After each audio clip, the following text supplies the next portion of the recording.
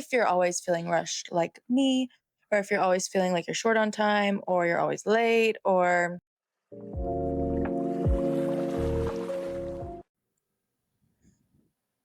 it's been a while. Welcome back. Me to me. Welcome back. Today's episode is going to be about time. The nature of time. What I think about time. My relationship to time. Can you change your relationship to time? And how often we use that word? And what do we even really mean? Join me. So, as I mentioned, it's been a long time since I made a podcast, since I sat down and I took a video of myself doing this. And it's weird, like perception of time. I thought it was exactly a year ago. I was like, oh, it was definitely around April, May of last year that I was working on these videos. And no, that's not right at all. I looked at the stamp on the YouTubes and it was 8 months ago, which I mean, I don't know. It just doesn't compute that that's when I was, but cool. Great time. But I have been thinking a lot lately about see, it's everywhere. It's like, anyways, I have been thinking lately about my relationship to time and running late and rushing and hurrying and being in this constant, like, there's nothing wrong with forward momentum. We want to go forward, but like, angsty, gotta get it done so that I can rest, or like, gotta get it done so that I'm not late, or I don't know, there's just not a whole lot of fun behind that. Or like even just like going to an appointment or like going to something and there would be like, okay, you have to be there at 3 o'clock. I would like use that to like not do anything all day, even to the point of like, I'll get ready right when I need to and then I'll go.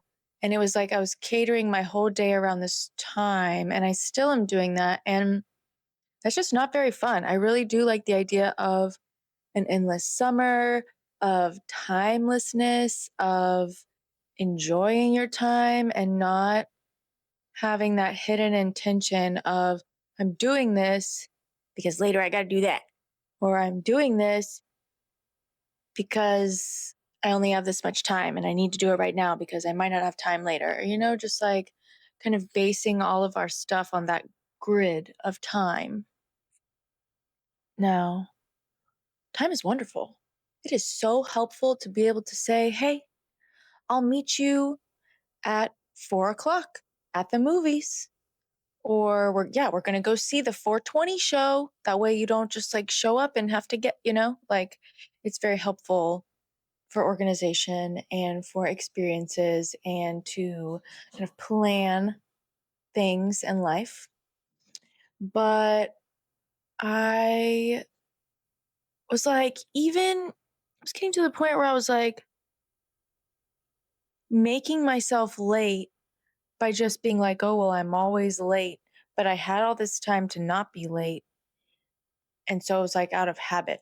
And so a helpful reminder to me and to whoever is it's not you, it's not the thing, it's your relationship to the thing. And so it's not me, it's not time, it's my relationship to time. So how do I experience time? How do I enjoy my time? How do I spend time? I also think it's really interesting that we talk about it like a currency. But more on that later. And so when I was thinking about my relationship to time, I was like, oh, I always just have enough, like just enough time. Never an abundance of time, never too much time. Always like just enough and maybe even not enough. And so what does that mean? And if I'm feeling late all the time, like, what does that really mean? Because it's probably not that I'm like late to my class or late to a meeting or any of that. I mean, it might be, but it more means that yeah, it means more. It means more that I feel probably like late in my life, which is intense and existential, but like, yo, so it's time. So I'm 35. I haven't gotten married yet. I am engaged. I do have a fiance, but yeah, that hasn't happened yet. And so, there's this whole like linear dealio that goes with that. You get married, and then you have the babies, and then your womb shrivels up and you die.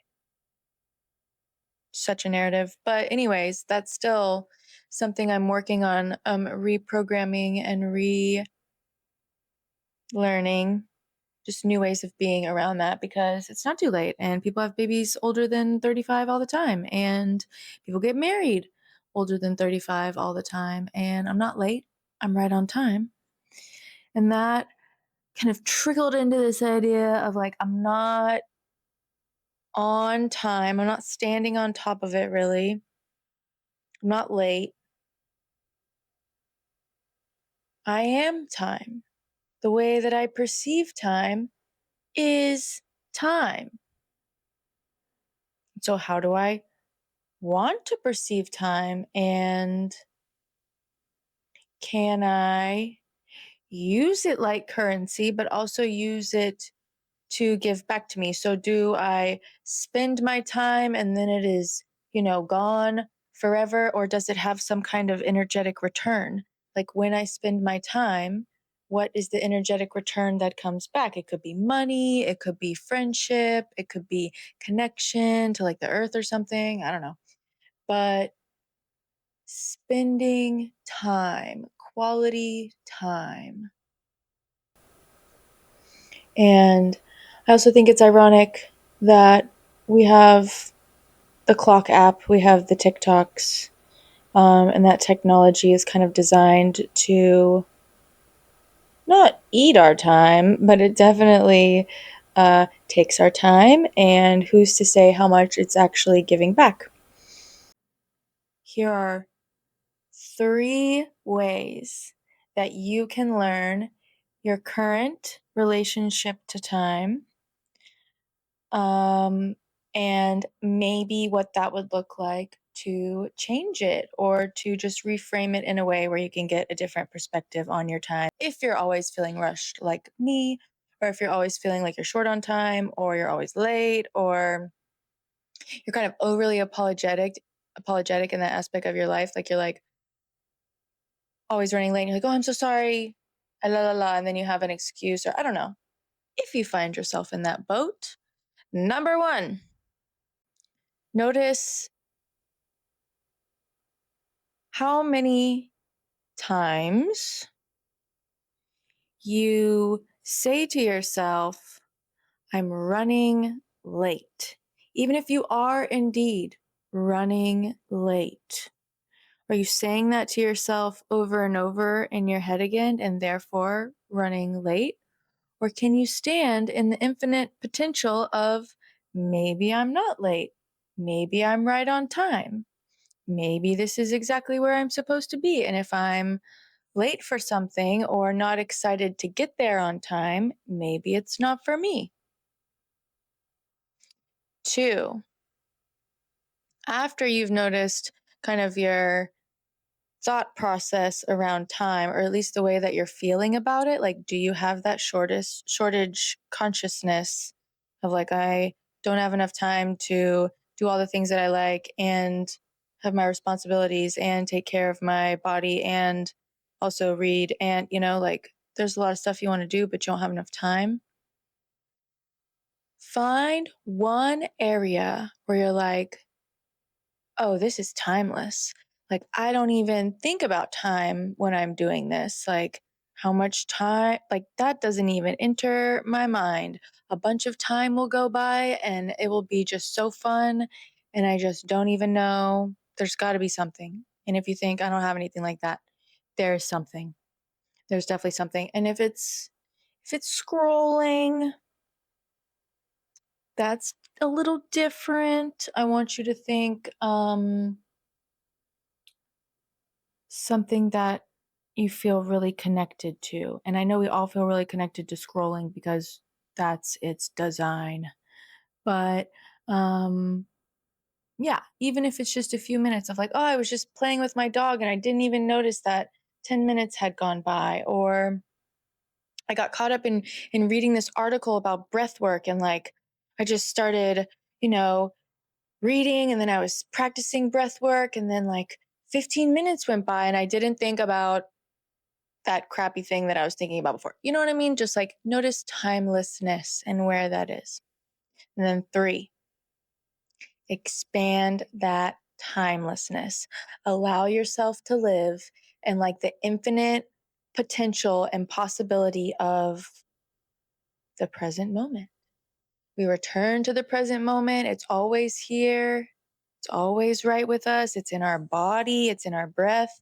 And so we can focus on something right here, the feeling of my sweater, the how I'm holding this microphone kind of weird, um, what I can see in front of me, the camera, my dog, plant moo.